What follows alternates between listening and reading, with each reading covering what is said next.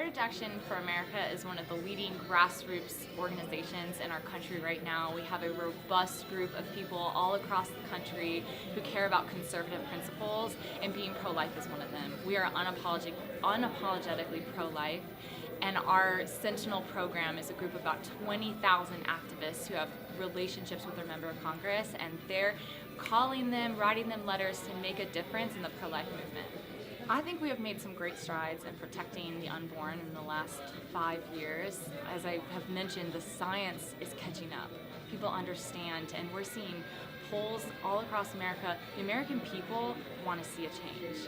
They believe that there's a life inside you, and they don't believe in abortion until 9 months. They want there to be restrictions, even people who consider themselves to be pro-choice. So we've seen the American opinion change, and the legislation is going to follow with that. A lot of states have already passed pro-life protections, and I think we'll keep seeing that.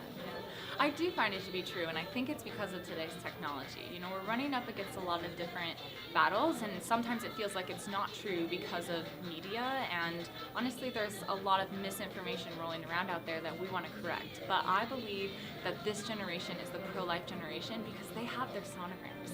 They have their baby pictures. They see themselves when they were in their mother's womb and know that it's a life, and that has really changed the perspective. You know, when somebody says abortion is a human right, I say, what about the human that's dying? And they don't like to hear that. Most people that are pro-abortion don't want to accept the fact that it is a life in them. But that life has rights too. If it was a personal choice, if it was my body, then I would be the one dying, not the life inside of me. You know, I really have hope and am optimistic that we will see Roe v. Wade overturned in our lifetime. I really believe that. I don't know if it'll happen this year, but I believe that we see the courts going back to true constitutionalists rather than judicial activists, and that gives me extreme hope that what is unconstitutional will be overturned, because the science is different than it was in 1973. What they've ruled on in 1973 is not what they will be ruling on today in 2019.